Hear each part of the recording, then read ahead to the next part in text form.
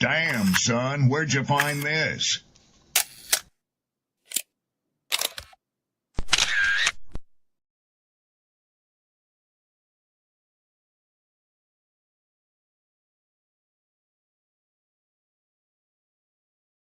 People don't be offended by the truth. They be offended because you called out the truth.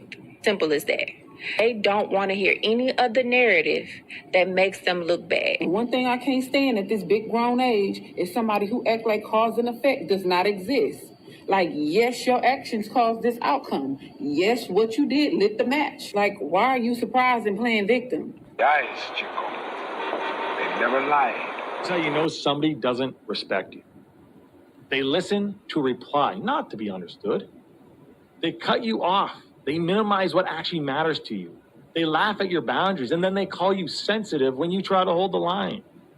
They show up late. They cancel last minute, forget the things you've told them, because in their world, your time, your energy, even your voice aren't a priority. They're just an option. You see, there are two kinds of people. Those who adjust when they realize they've actually hurt you, and those who expect you to adjust so they don't have to change. You don't need to be disrespected loudly to be disrespected deeply. Sometimes you'll see it. It's just in their tone, in their patterns, in the silence after you're known. Respect isn't what they say when they're watching. It's how they act when they think you'll tolerate it.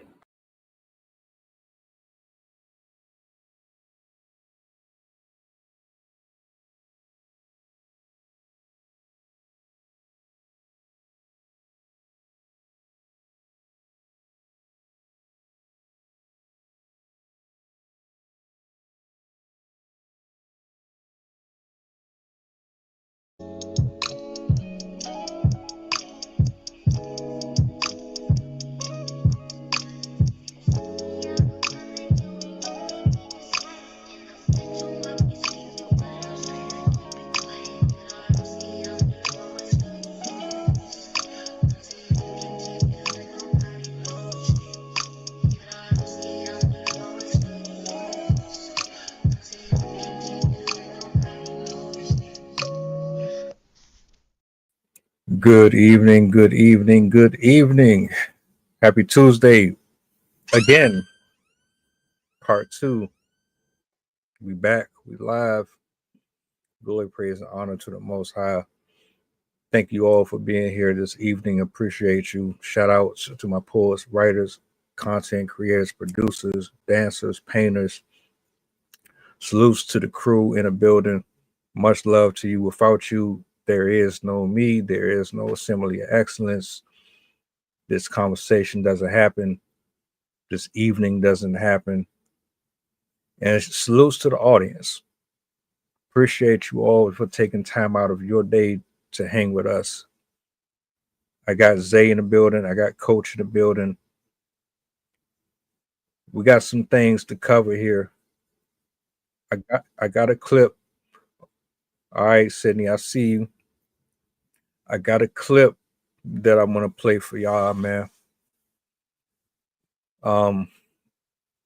Grab you something to drink, get comfortable.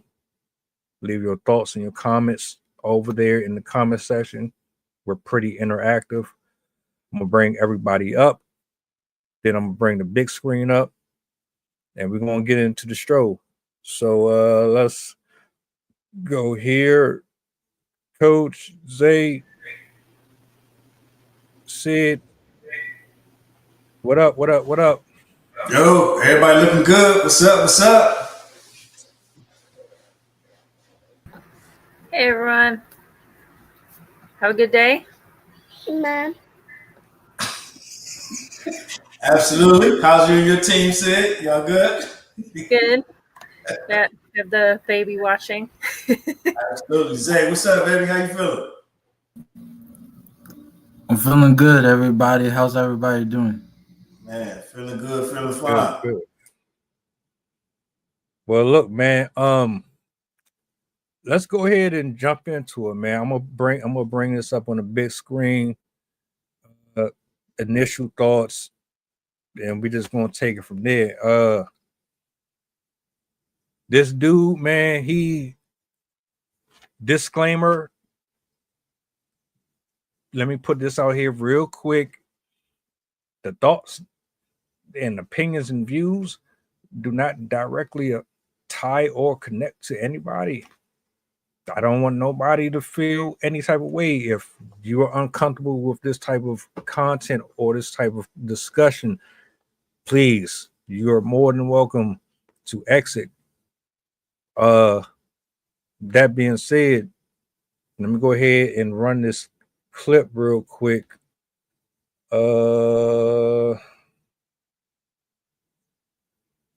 Alicia Ashley with ABC 7 with a truly horrifying and a straight out of a crime show story that crosses through DC as well as Maryland. What we learned from court records is that Kayvon Edwards was accused of rape. And now what he did once he was arrested and being held at the PG County Jail is that he then called two women believed to be his girlfriends, one the mother of his child, and told them to stop her from showing up to the court hearing. What those two women did, one pretended to be a hairdresser, another pretended to be the girl's friend, even started working at her job. They then lured her to this home, and that is when they attacked her, kidnapped her, and stabbed her as well as her friend who showed up to the home. Now, this story spreads across multiple stops across the city. I'm going to show you where each of these attacks happened, because once they tied them up, duct taped their eyes and their mouths in a basement inside of this home, they then put both of the women inside a car that was parked here and then took off. We are following the tracks of the two female suspects, Sierra Lee and Robin Bynum. After Lee and Bynum duct taped the two women in the basement, stabbed them multiple times, they threw the two women in a car and drove them around DC, and they ended up here. We are at the corner intersection of Branch Avenue and Place in Anacostia. We know the car was left or rather abandoned somewhere in this area. Now, the two victims that were inside the car, they were still duct taped and locked in that car. They said once the two suspects got outside of the car, they said they untaped each other, got out of the vehicle, ran down the street, and that is how they were able to get help. They stopped someone who called 911, and that is when investigators unraveled this horrifying story. The two victims were able to flag down help in this area near Minnesota Avenue and G Street. What we learned is that once investigators found them, they were also able to find the vehicle. When they found the vehicle, they found blood and duct tape inside the car. In addition to that, we were able to see transcriptions from calls from Edwards and Lee as well as Bynum, where they were discussing this plan, also talking about how they wanted to make sure that the victim did not, or rather was not able to make it to court the next day. And Lee and Bynum confirmed with him that they dropped the two victims off somewhere and that they would not be showing up for court.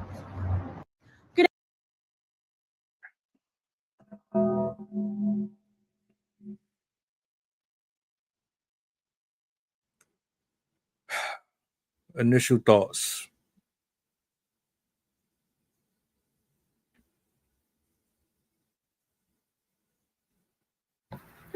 Can't really trust anyone these days. They said that was her boyfriend and his friends, I guess, that did that.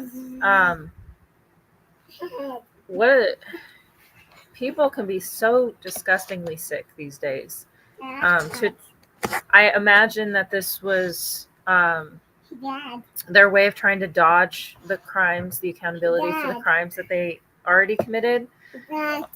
But that's such an extreme length to go. I mean, I can understand to a small degree what desperation does to people, but that's such a horrific way to treat people. It's a tragedy for the woman, her friend, their families, everyone that had to go through that. And I'm shocked that it was multiple people involved in this whole situation and that they were okay with participating in a crime this terrible. Zay, let me ask you a question, bro. Let's say this is a family member of yours. You find out that this happens to you, maybe a friend of yours or associate of yours. You find out that this is your life right now. How do you respond to that? How do you react to that? Honestly, I would be pretty heated in the moment, but I try to find a positive in the situation. How can we turn the situation around so we can ensure this never happens again?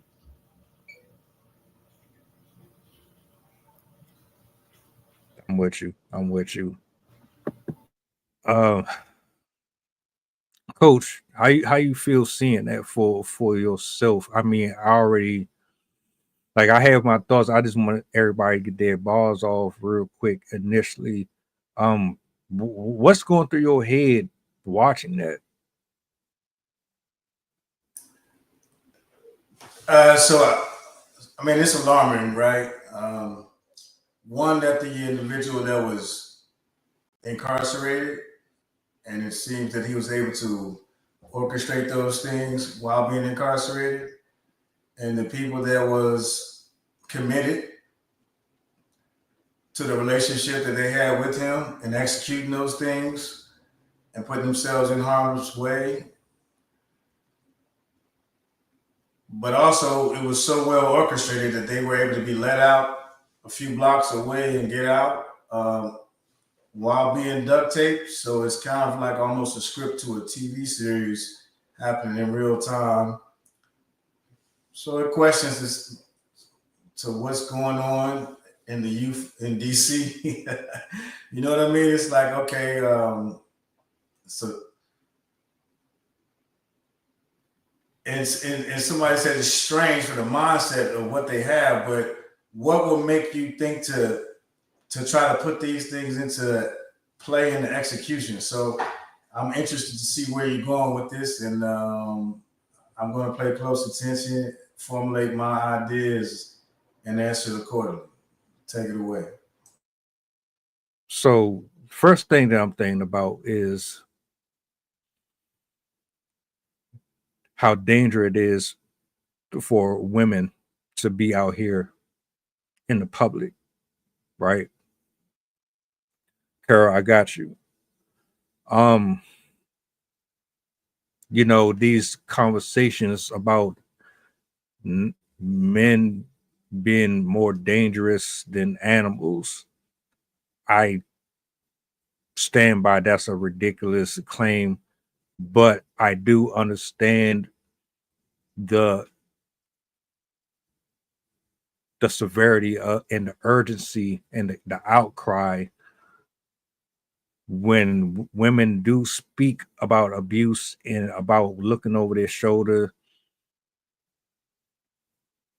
Stories like this reinforce why they feel the way they feel. You can't dismiss it. I just want to put that out the way first and foremost. My apologies on behalf of men, because not all of us think or operate like that, period. Absolutely. Right? So we got to address this issue with men preying on women that's just living their life. The other thing that I want to acknowledge is what type of stuff did you go through as a woman to attach yourself to a man like this? What happened to you in your upbringing where you would risk your freedom, your child's freedom, that you would sacrifice your time and everything to not only protect him, but also bring harm to another woman, the same woman that speaks about being in fear of those type of criminals, the same woman who sticks up and stands up for you when criticisms come to you about all of these different things that we discuss on a regular basis. Those are my two initial thoughts for this. I'm gonna bring Carol up, and anybody who wants to tap in afterwards, you're more than free.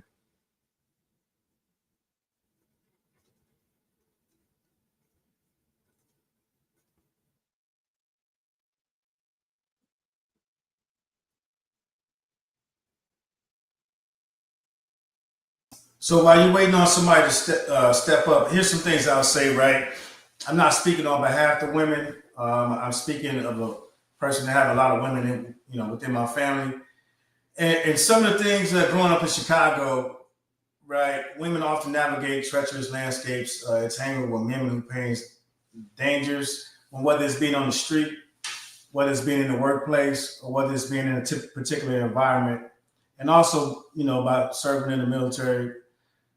Sometimes women are put in environments where they might not feel 100% comfortable. And I think it's important, because we kind of spoke on a previous pod, that women, they speak up about certain things as to things, for enlightenment, wanting to feel better about certain things. But I think it's important for the men to kind of help them understand that it's also important to speak about the things that you don't feel safe about. And providing that safe space, you're giving them an opportunity to, let's just say, role play, because we do that in a lot of workplaces. We role play. Some people can call it cosplay, whatever the case may be. But you're providing them an opportunity in a safe space to maybe extend, let's say, a sense of masculinity, to find a sense of security and speak confident, maybe at home. Because at work, they might not feel as confident speaking up, if that makes any sense. So I think if we practice some of these things, and it also takes the other person or other participants to be able to speak up and say that they don't necessarily feel comfortable about speaking up in certain places. And then you just provide that opportunity to demonstrate, hey, if you don't feel comfortable, this is how you can speak up. If you don't feel comfortable in certain situations, this is how you can do it. Because we damn sure provide opportunities for them to speak up in other ways. But I think it's important for them to teach them how to speak up in ways that benefits themselves as well. But it also you have to tap into that resource of having the hard conversation, and it has to be one that had on both sides. A lot of times people go through traumas, trials, and tribulations where they didn't want to speak up. They may feel ashamed about it. But grabbing a family member or somebody that you feel comfortable with, and possibly going over those things maybe 1, 2, 3, or 4 times, because it's all about patterns, and building that confidence so that maybe perhaps, and I'm just using it loosely, in a workspace or a place that you might not feel typically comfortable because of, say, the disadvantages of saying there's more men in the environment, than women. It's teaching them how to speak up. And I think that might be the thing as well, is they might not necessarily know how to speak up, but they may refer to somebody else to speak up in lieu of them. I'm going to go get my husband. I'm going to go get my brother. And if you teach them how to get how to be dominant in certain instances, then I think that might be a launch pad to going into the right direction. Not necessarily it's a fix all, but I think it can get you going in the right trajectory. What you think, Sid?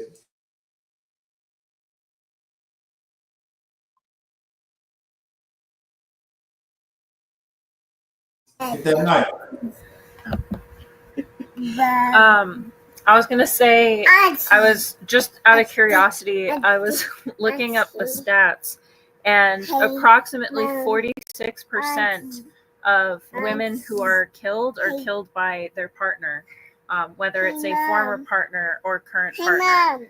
And it's with men, that statistic is much lower. It's definitely an indication of where women are vulnerable, in the sense that it's oftentimes the people that they trust in their lives. And I'm pretty sure, I don't know what the murder statistics are generally, but I'm fairly certain a higher percentage of murders are committed by people that you know compared to people that you don't know. A lot of people are terrified of the random acts of violence, that they're just going to be out on the street and somebody's randomly going to like kidnap them or shoot them. But the majority of people who are subjected to crimes are it's done by people that they've known, someone that's either in their life or was formerly in their life. And it's tragic, and I think it's kind of an indicator of why it could happen, because you trust them. And if you trust somebody, if you have a good relationship with somebody, or you think you have a good relationship with somebody, you're more likely to ignore the signs, because you'll kind of have that mentality of like, oh, it won't happen to me. They wouldn't do that to me. I know them. They could never do such a thing. And that type of thinking leaves you vulnerable to the signs that lead up to those types of acts. So it's a really tragic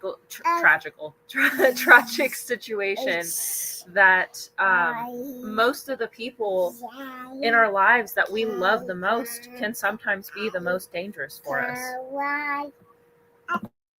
Absolutely, well said. Let me ask you a question, Zay, and I guess this is for everybody. Do you think that the way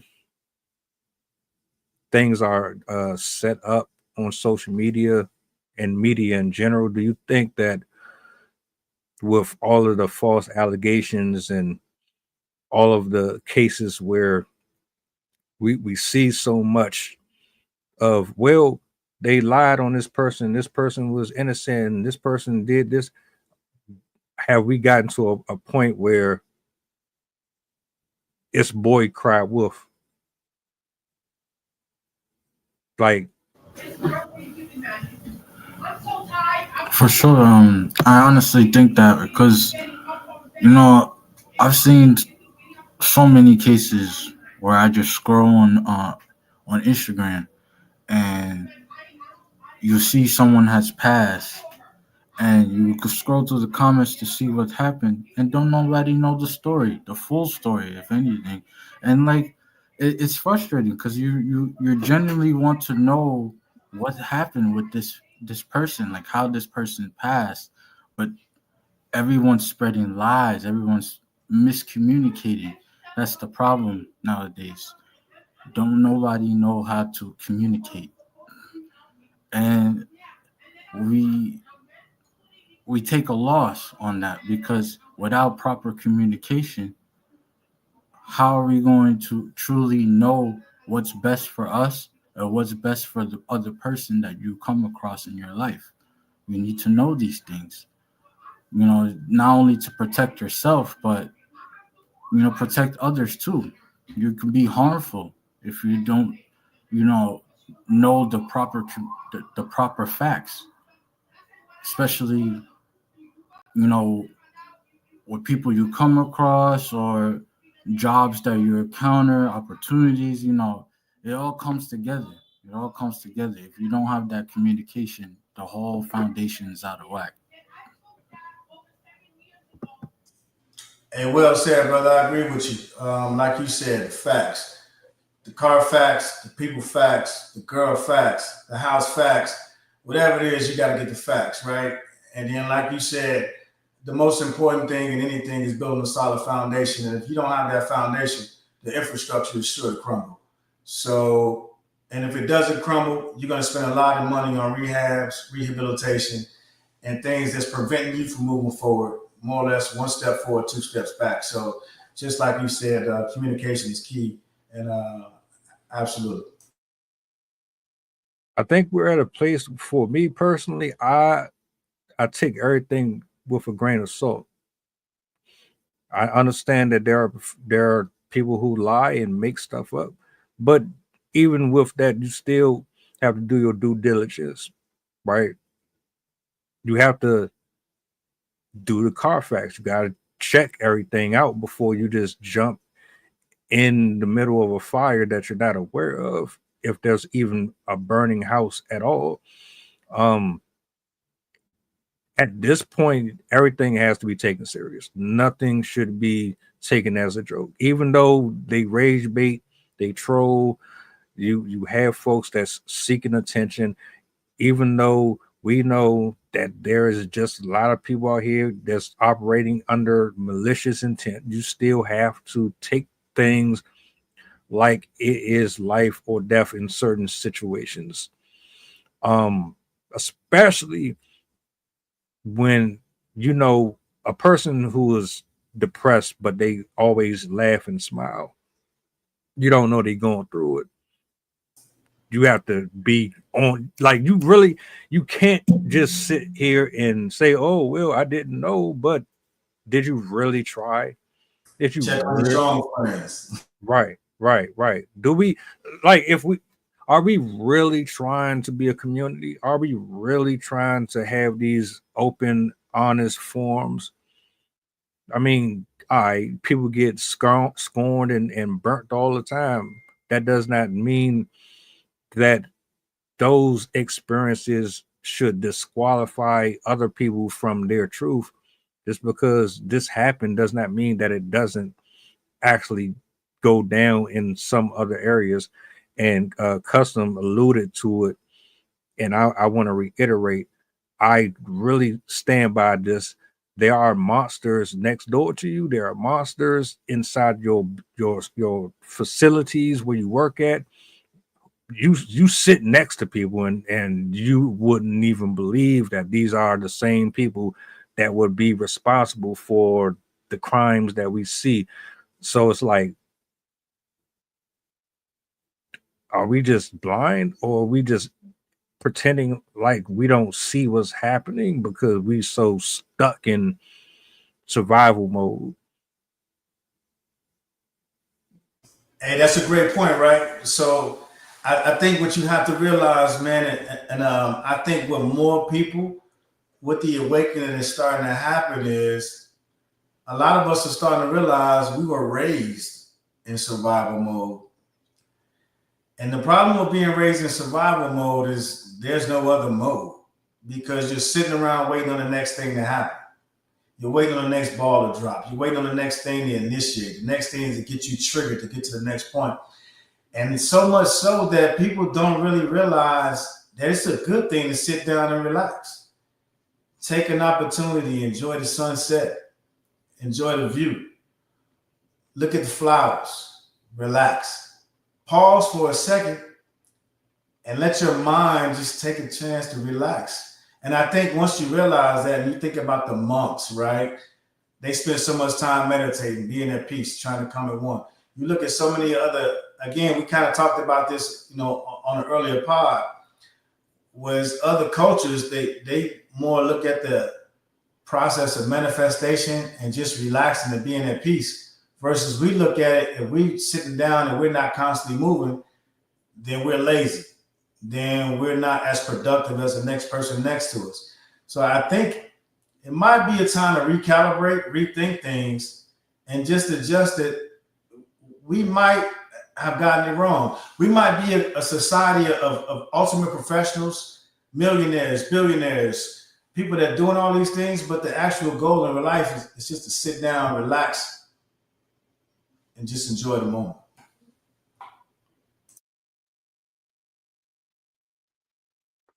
What do you think one of the main issues here is?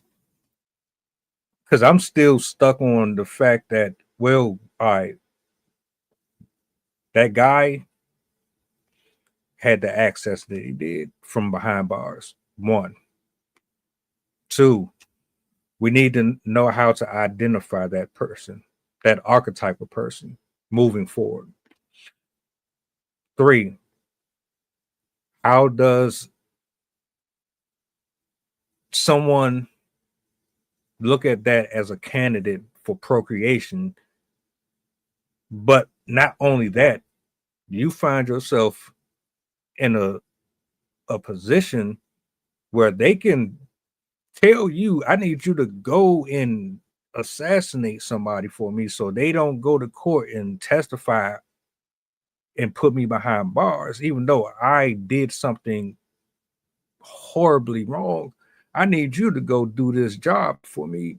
How do you, as a woman, specific here and in general, because this is not just this case, but there's a number of instances where there are people who are willing to take the downfall or the bid for somebody, even though take one for the team. Right. Basically, how do we get to that point? Like, are you seriously asking that question? Well, some people. Are you shitting me? I know.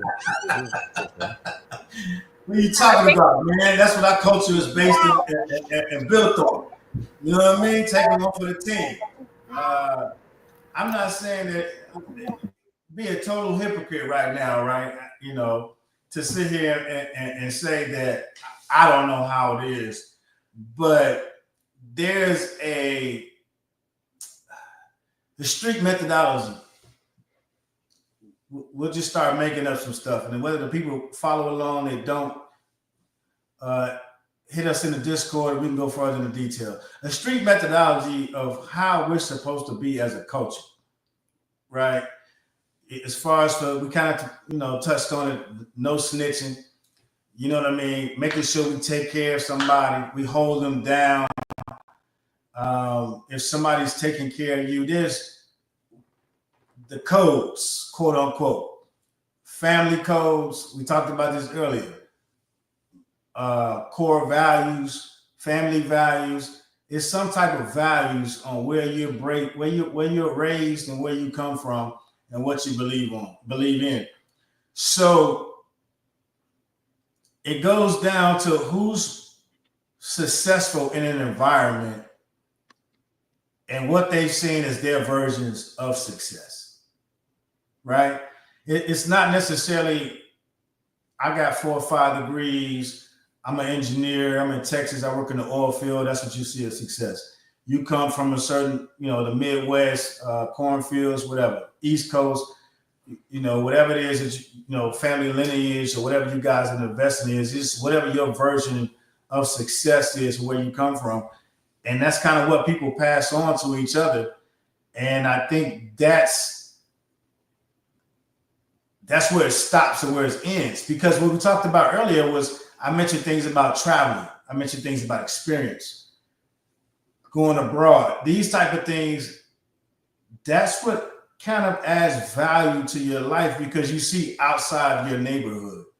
But if you don't see outside of your neighborhood and you see the people within your neighborhood going within and without of a certain set system, you're going to find a tie to those individuals who's going in and out, and how we can kind of take care of each other. The left hand comes together with the right hand to wash the face. So you're going to find ways to, whether it's skirt the system or it's ways to come together to circumvent the system, but you're going to come together in your small community, in your net, for those things to come together. So, you know what I mean? So Sid or Zay, y'all provide a different perspective, because we all come from different points, the continental United States. So I think we all have different points of view. The element that I was going to bring in is loyalty. There's been a lot of research that's been done on loyalty and the level of willingness a person has to do something, regardless of whether it's illegal or not, based on how well they know them. And it's almost a one-to-one type of relationship, where the stronger relationship you have, the more willing you are to do something. And this, the best example I can think of is parents. Parents would be willing to kill for their children. They would be willing to go to the ends of the earth to do something for their child. But this still also applies to friendship type relationships. In a Cornell research study, they found that individuals who are even moderately closely tied, if they have some form of what they call an indirect tie, even if the person was accused of wrongdoing, had obviously committed a crime, the person the people that knew that individual would still be willing to support that person and to even go as far as to commit crimes. Granted, these were all hypothetical, like theoretical type situations within the test parameters. But they also did apply this to the understanding of crime and the crime connections from people that they know to the person that actually perpetrated the crime. And they found that if they knew somebody, they would be more willing and more able to commit a crime that they ordinarily wouldn't have done on their own. Another really good example that they point out within this research is what we see in fraternities and sororities. When you have groups of very intense connection, very intense loyalties, they are going to be more likely to work together, and even if they commit a crime, they're going to stand together. And even if some of them disagree with what's happening, and as I said, wouldn't ordinarily commit crimes like that, because they're in a group setting, because there's that intense high of loyalty, they're far more likely to go along with that criminal behavior in support of the people around them. And so I think this could be an example of what we're seeing, where the people that committed this crime for their friend that was already in jail or prison, wherever they were, they had a sense of loyalty for this person and were willing to prove that friendship, relationship, whatever. I suspect at least one of them had a romantic relationship, because typically that intensifies that sense of loyalty and the willingness to overlook morals. But they had this sense of loyalty and the desire to prove themselves to that person. So I imagine that was a huge component in this whole situation, that it's not just them hating her too, but them having that interest in completing this act for that other person that they already knew.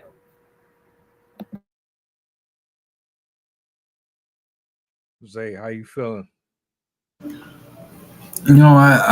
completely agree with both of you. And there's so many factors that go into this. Like, it's all circumstantial. Like, being able to pick out who's right for you and who's not, it's not an easy task. And like, let's see, there are times where systemic issues are in play as well. Sometimes someone might have gone farther in the system than someone else, and they see that, this person, maybe he's doing something right. Maybe I can learn from this person, and you kind of treat that person like a mentor, and it could be a good risk or it could be a negative risk, because sometimes you could play those games and it works out in your favor, but sometimes, like 9 times out of 10, you're not going to find the right mentor, because there's always going to be someone that claims to be a mentor but not really. They just want something. They want that relationship because it's beneficial, so they don't appreciate the love that's given. It's all take, but it's not. It's there should be a balance. There should be a give and there should be a take. So there's so many factors that come to play here, is all I'm saying. You can't have loyalty to somebody and not even have loyalty to yourself first. That's crazy. Like, accountability. You chasing after somebody, but you're in your pursuit of them, they don't even have their life in order, and you're looking at the results of their productivity as something that is worth merit. It really isn't.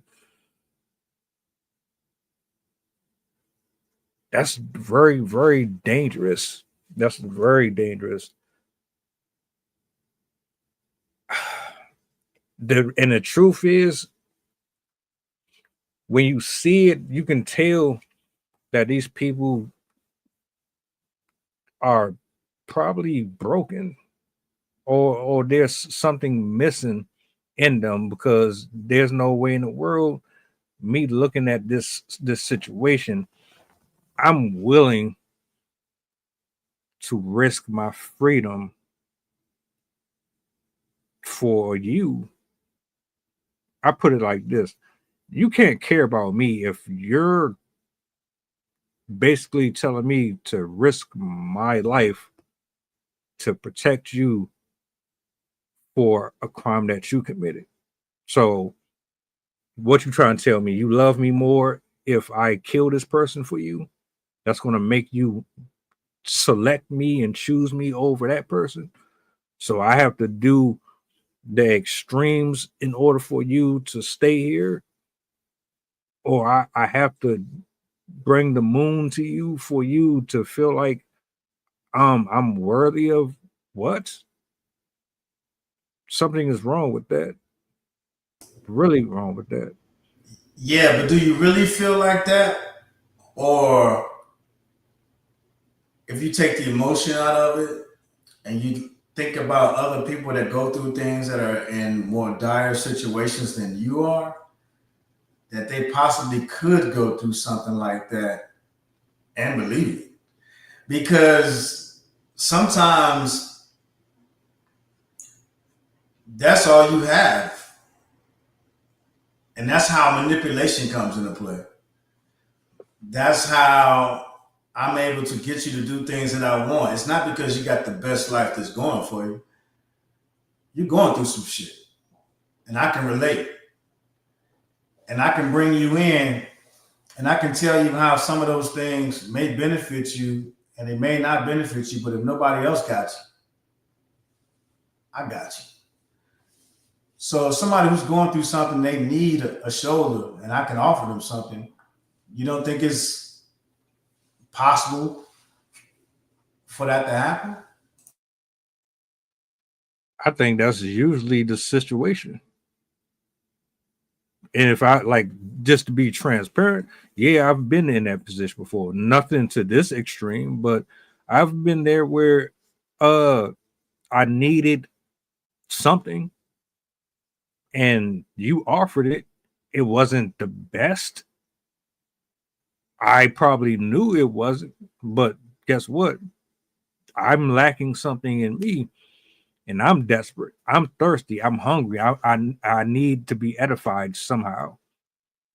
You're providing me something, and it might not be what I needed to be, but it's something, and I will absolutely partake of it. I have partook of it. So I agree completely with that, and I think that is a lot of what this is too.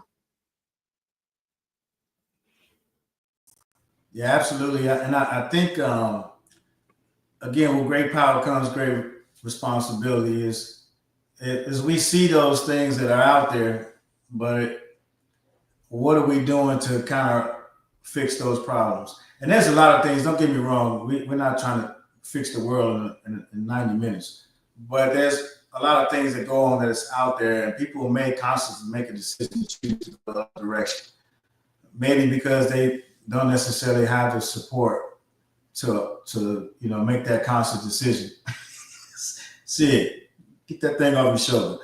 But you don't necessarily have the things to make a conscious decision. But I think again, it just comes down to an education piece, right? So one, a support system, because a lot of people sometimes what they're looking for is support, and a lot of times they don't know how to reach out for it. Pride, ego, you call it what you want to. They made songs about it. Beyonce, Kanye got a big ego. Whatever you want to do. If the ego gets in the way, and then just knowing that you have other people to look out for, because it's more than just these two individuals and the people that we're talking about in the video, because this type of thing happens to more than just them. This is just something that has to be publicized right now. We kind of cover it. But to the folks that's out there that's kind of watching the video and they may be going through some things, it's important to know that there's resources out there that you can reach out to. And I think that's the bigger problem, right? Is not necessarily knowing that there's a resource that you can reach out to. And knowing that you have that, it might not be the fix all, but it at least provides another option. And if option is not the word that you're looking for and you need something more powerful, it provides a contingency. And the contingency is you can go left versus going right. And again, it just becomes an education piece. Go ahead, Sid. You're cracking up over there.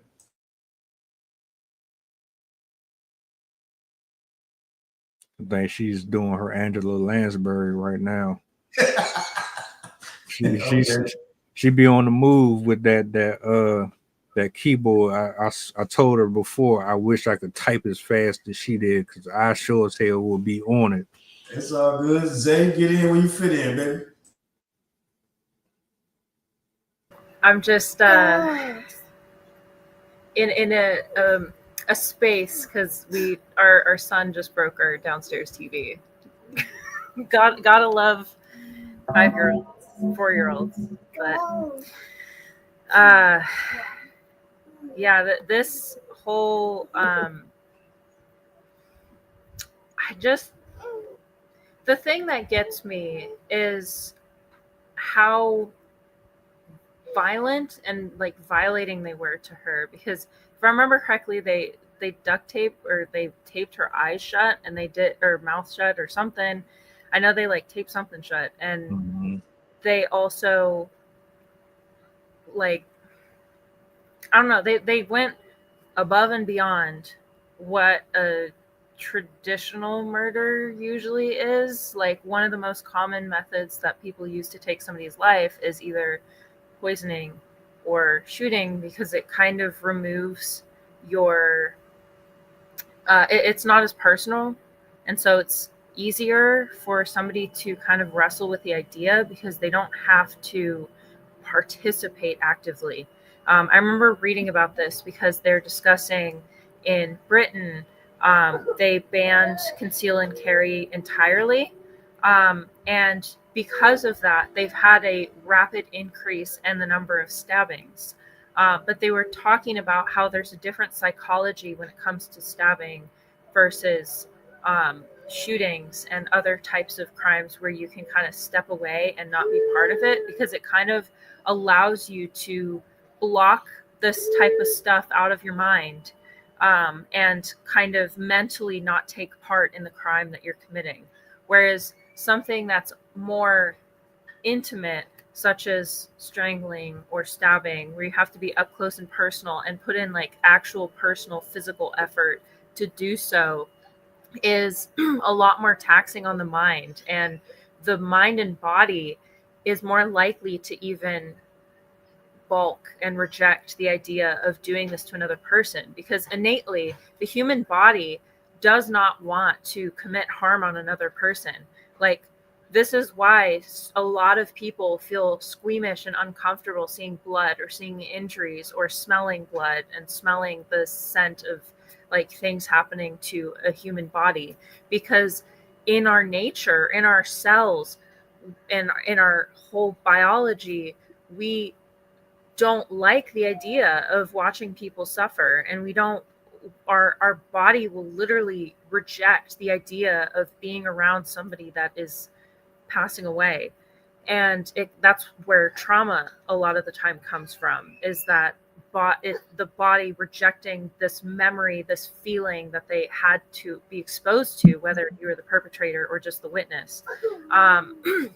So it really speaks to, going kind of back to what I had said earlier, like it speaks to that intense sense of loyalty, and that whatever was going through their mind, they must have had something wrong with their, like, either personality disorder or some sort of like mental issue, for them to be more comfortable with that type of act. as well. At least that's what kind of my my intuition would say. But again, the whole social aspect of this, it does make a little bit more sense that they were able to overcome that sense of discomfort, because that's what peer pressure does to you. When you're in a situation where you are being pushed by outsiders to do something, you're more likely to ignore those sensations that you have internally, because everyone else around you is telling you, no, just do it, just do it. So I wonder, in a more clinical sense, what was going through their minds, and what they in their heads are telling themselves that is their motivation.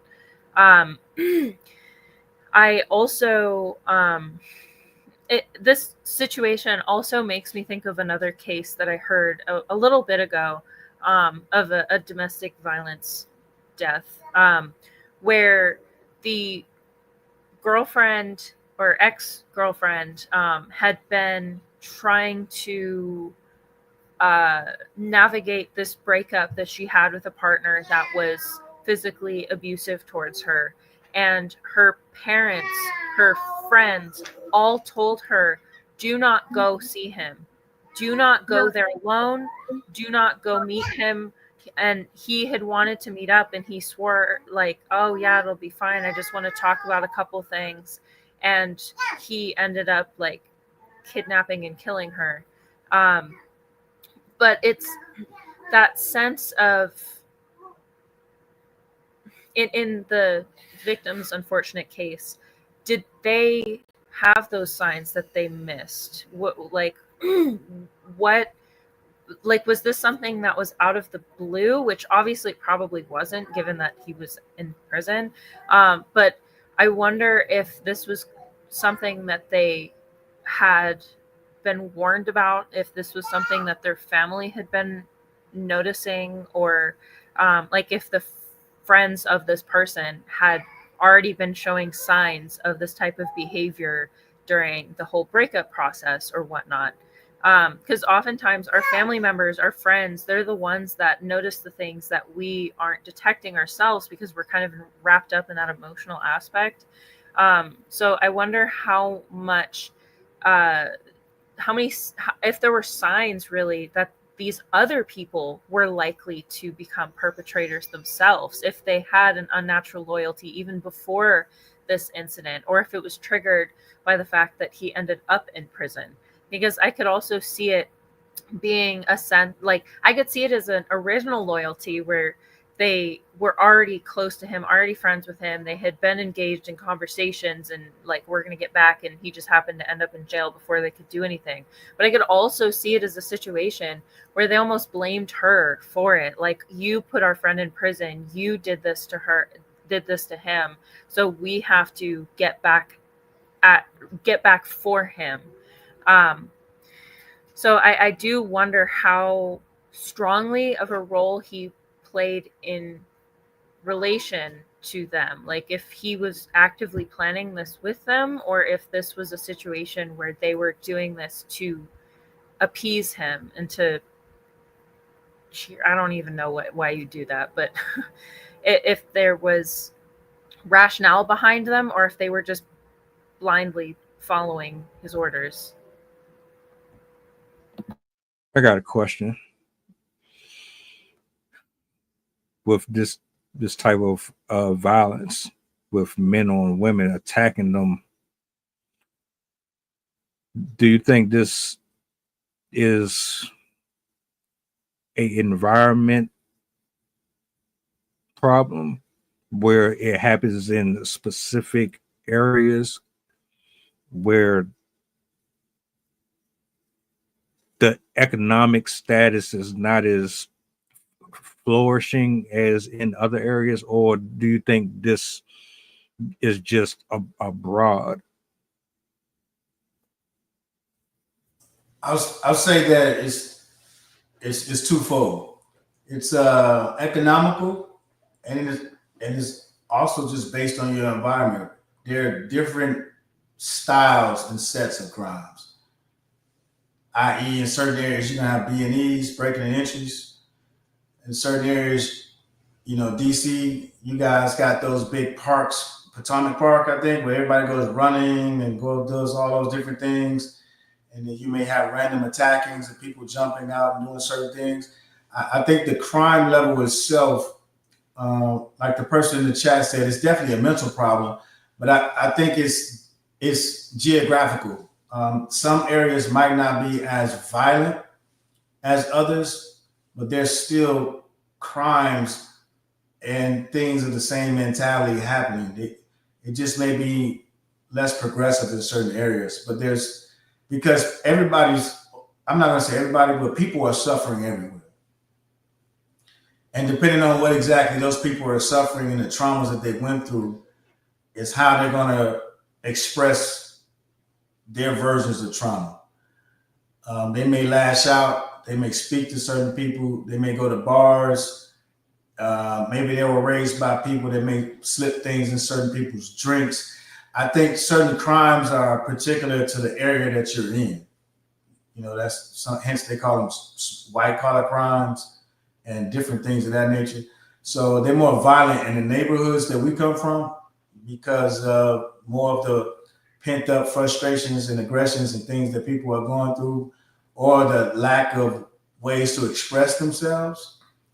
So they may tend to hold more things in, and it's also less prevalent to invite them to be more of a man or an adult, as they say, to problem solve and work through those issues, and also to seek help.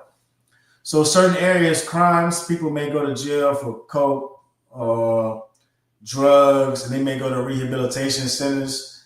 Some people may suffer in an alcoholic environment and it's more physical and abusive.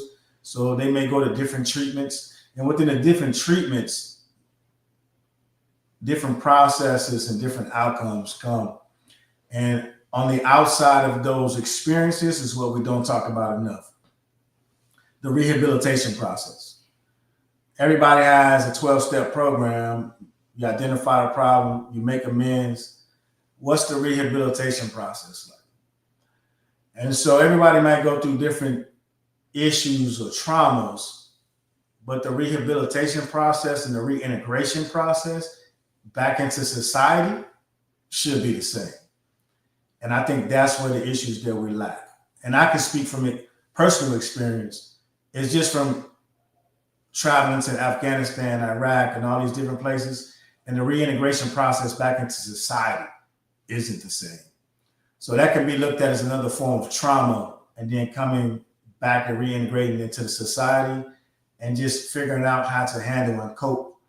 No different from Max B getting home from prison for serving 15 years, but he's getting welcomed home with diamonds and jewelry. And then Mike Epps goes online and say, anybody that comes home from prison shouldn't be celebrated, right? So again, it just goes back to perspectives and different forms of rehabilitation and how it's perceived from the people that's going through everyday society. I also think is like someone said in the comments, I also think it's a spiritual problem as well.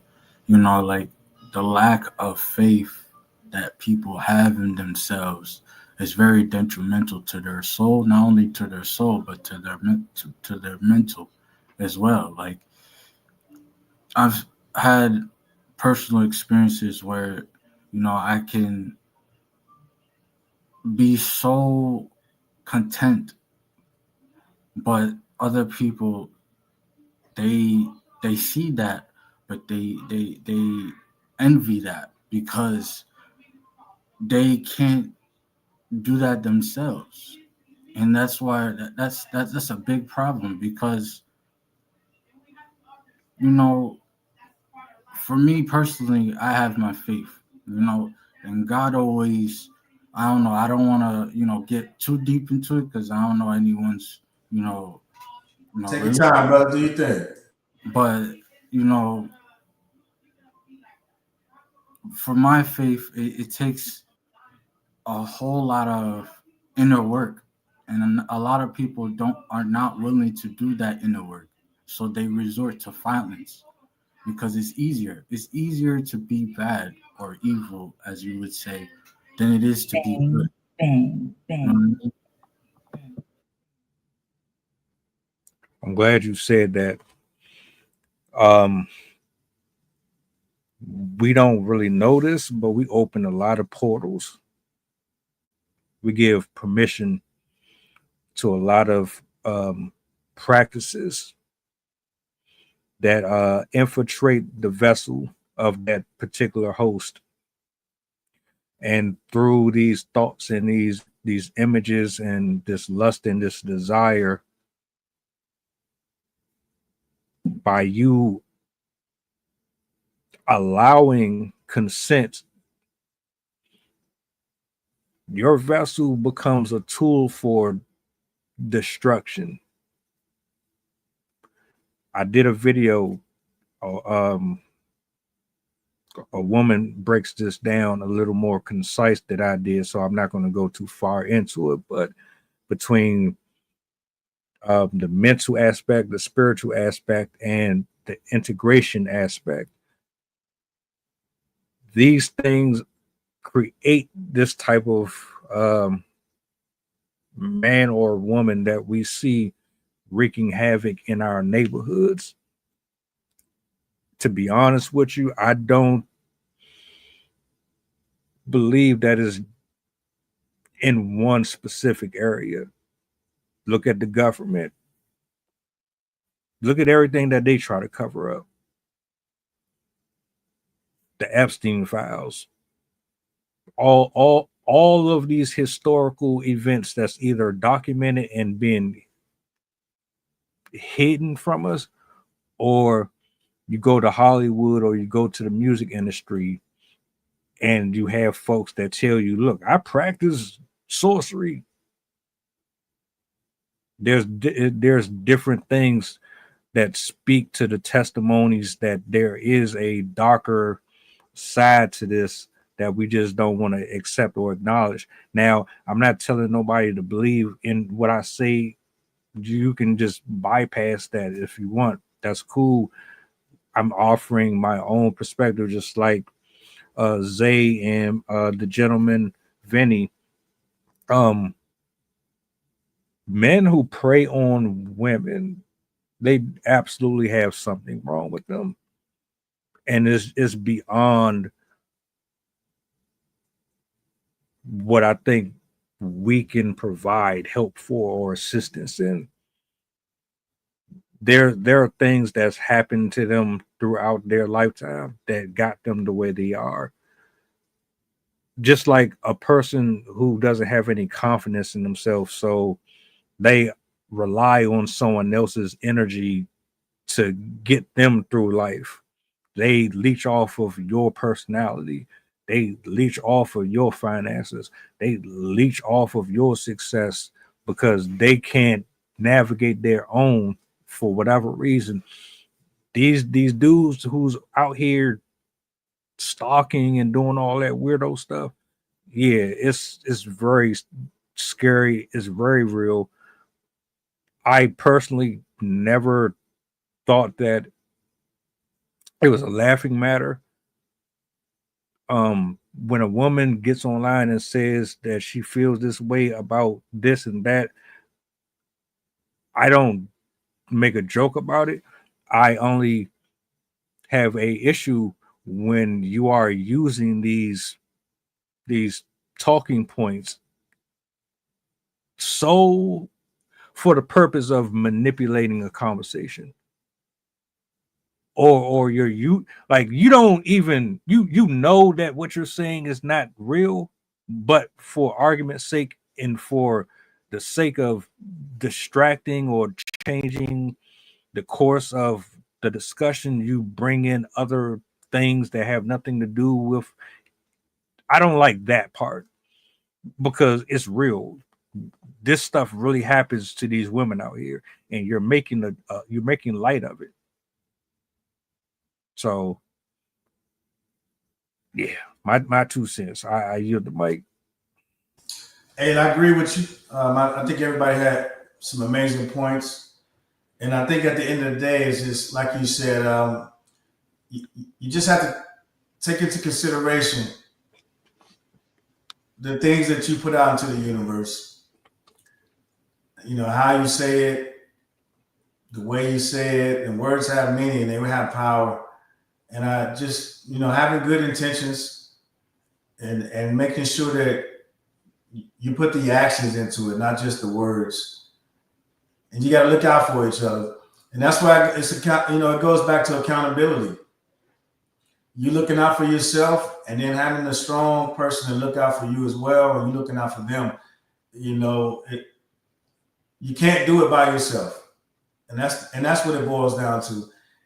And what happens is a lot of times you try to do things by yourself, and if you don't have clarity or a good sense of what's going on, you can easily be manipulated by somebody else who may be a little bit more educated than you, may have a little bit more experience than you, and their intentions might not necessarily be the best for you.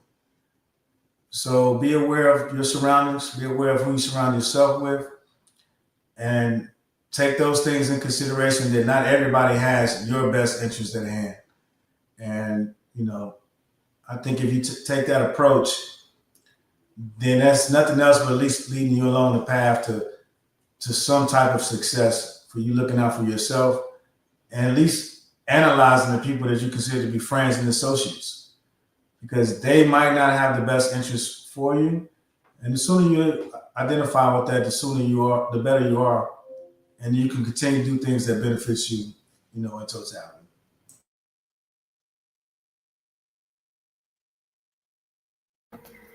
I also want to put it out there too, just from a victim standpoint.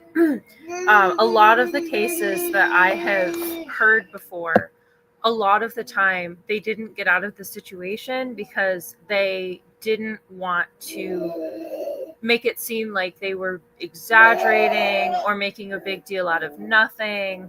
And they often ignored their intuition because they didn't want to seem like they were just kind of making things up and have people like think that they're being dramatic or something like that. But I can tell you right now, if you're in a relationship and there are red flags, there's anything that makes you question the integrity of that person, their willingness to be there for you in the capacity that a partner or friend or even parent should be, you have the responsibility to care for yourself. Even if you're wrong, it is better to be safe than sorry. It is better to pull yourself out of a situation that could be potentially harmful than to withstand it for the fear of people looking at you funny just because you don't want to embarrass yourself. It is worth saving your life to pay attention to those signals. Because again, even if you're wrong, maybe nothing happens, but you never know. And the consequences of being wrong in those types of situations is something you can't come back from. And so I just encourage anybody who's in that situation, who just feels off about their relationship, who feels like these people might not be good for them, listen to that. Your life is worth way more than appeasing people and making people happy in the fear of like letting people down. So, and also, if you are in situations where you are actively being mistreated, there are domestic hotlines that you can turn to. There are services that you can get help through, where they'll help you get out of those situations and pair you up with services with law enforcement to help you get the services that you need to get out of that situation. So do not be afraid to ask for help. It is worth your life to ask for help. Hey Sid, what's that hotline and that number? The national hotline is, where'd it go? I just had it up here. 1-800, oh my God, I'm sorry, 799-7233. And that is the National Domestic Violence Hotline. And they will be able to connect you with domestic violence shelters, which will give you a chance to get away from this person. And at those shelters, they have services for mental health, they have services for your children, and they have services for you to get in contact with the authorities to do more about that situation. Thanks to you and your team. Hey Zay, let me. All right, since we in the final stretch of the show, what would you suggest to women who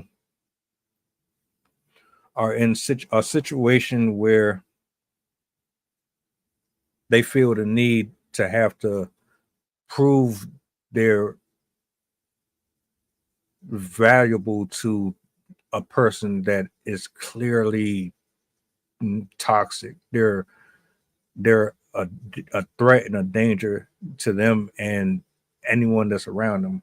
What would you say to the women who are walking these streets who are just going about their business and they don't understand that they have to be with their head on a swivel? Short and sweet. Prove your value to yourself first. You have to be the one to treat yourself with respect, with concern, and with care. So if you're in a situation where you think that your life is in danger, ignore everyone else. Take care of yourself first and get yourself into a situation where you are genuinely safe. Again, it's not worth trying to baby relationships because you want to try and make it work out, or you don't want to offend anyone, or whatever reasoning you might have. Get out of those situations, even if they're not physical. I know a lot of women who stay in emotionally manipulative situations because, oh, well, it's not like they're beating me. But mental damage can do just as much to you as physical damage. So if you're ever being subjected to this type of behavior, as I said, whether it's a partner, a friend, a roommate, even a parent or a relative, trust yourself first, give yourself grace, and give yourself the value, or allow yourself to see your own value enough to seek that help that you need.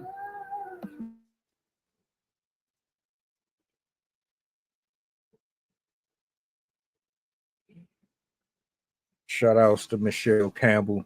Appreciate you for hanging out with us. Salutes.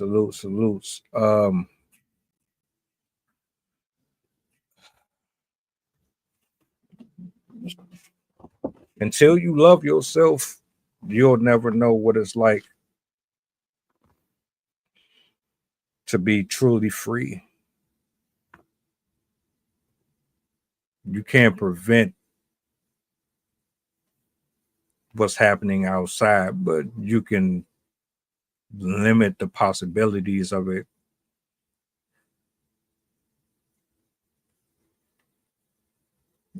If you have to go to the limit of harming another person for the approval of another, that's not your person. If they put you in a space where you're questioning your reality, that's not your person. There are more men that are willing to protect women than there are men who prey on women. As hard as that is to believe, this is not a scare tactic. This is not to say you need to be on fight or flight mode. It's just to bring some type of awareness. Everybody got to work on something. The last thing you want is to be easily manipulated by another human being. in any shape, form, or fashion, whether or not they are PhDs or they just have the gift of gab. You got to know that you know what you know.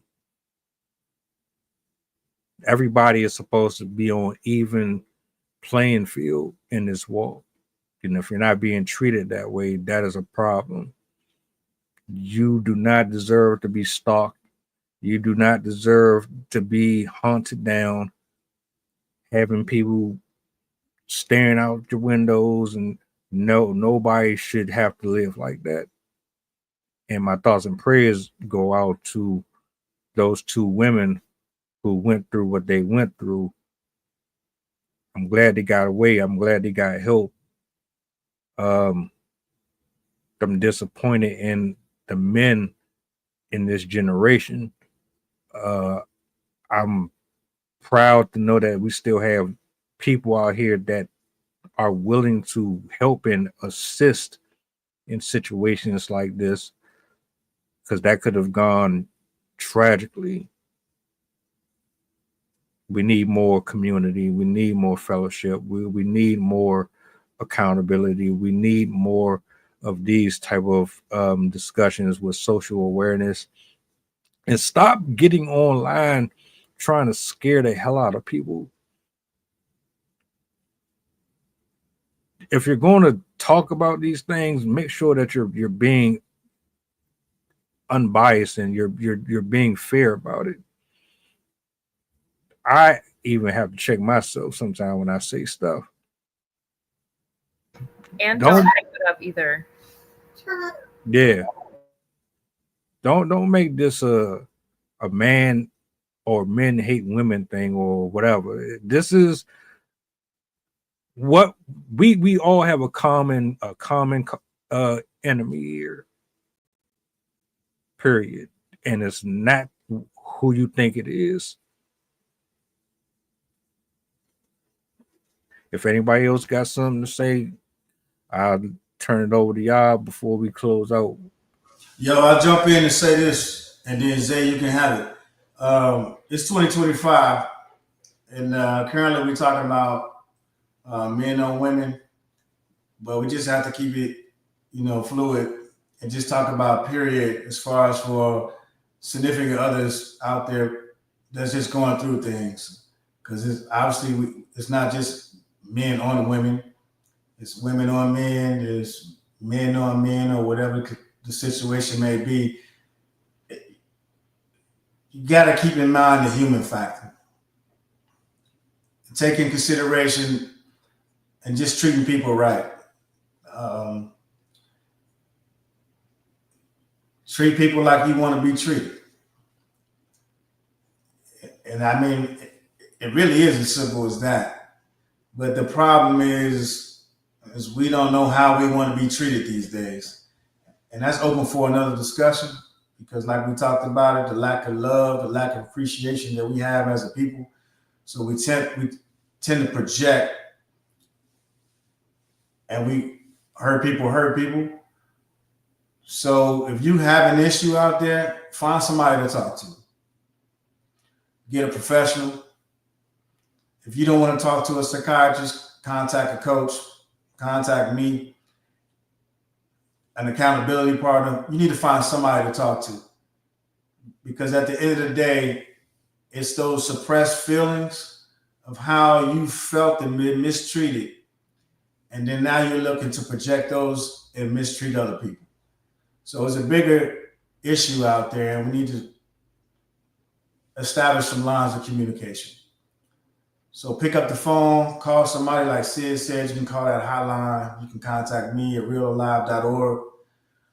But the thing is you need to flush out those issues. You need to talk to somebody. And that's the reality of it. There's a lot of people who don't talk to people, and they project, and they tend to outwardly treat people the way they've been treated. So it's bigger than that. And then we're just trying to handle it at the lowest levels before you go out there and affect and harm somebody, and also put yourself in a position to alter the rest of your life and somebody else's life. Peace. What I gotta say is it goes hand in hand with what Coach said.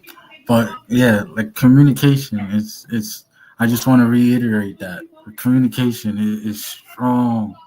Like I can't stress that enough, man. Like there's so many experiences or problems that can be avoided with simple communication, and I struggle with this myself, so I know it's not easy.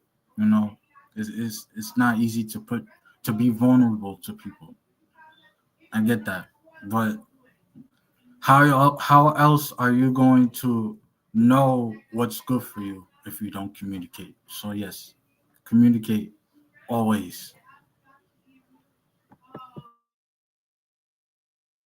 The number right there is for anybody who want to jot it down. Great show tonight. Just salute to everybody up here. Coach, Sid, Zay. Thank y'all for gracing the platform with your wisdom. I'm always learning and picking up from everybody. Shout outs to the people in the building who tapped in. Custom, Michelle, Vinny. There was another gentleman who pulled up in here earlier. I appreciate you for hanging out with us. Tomorrow, we spinning the block. If I don't get a chance to chop it up with y'all, as I say, enjoy the rest of your evening. Enjoy your Wednesday. Thanksgiving, we off. We're not doing nothing on Thanksgiving, but enjoy your Wednesday. Drive safe. Hug your loved ones a little tighter. Keep your head on the swivel. Don't let the job stress you out. And we up out of here. Do me a solid before y'all go.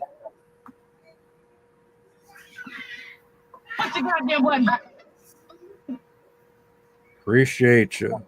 Prayers for anyone going in through that situation too. Yes. We up out of here, man. Enjoy y'all night.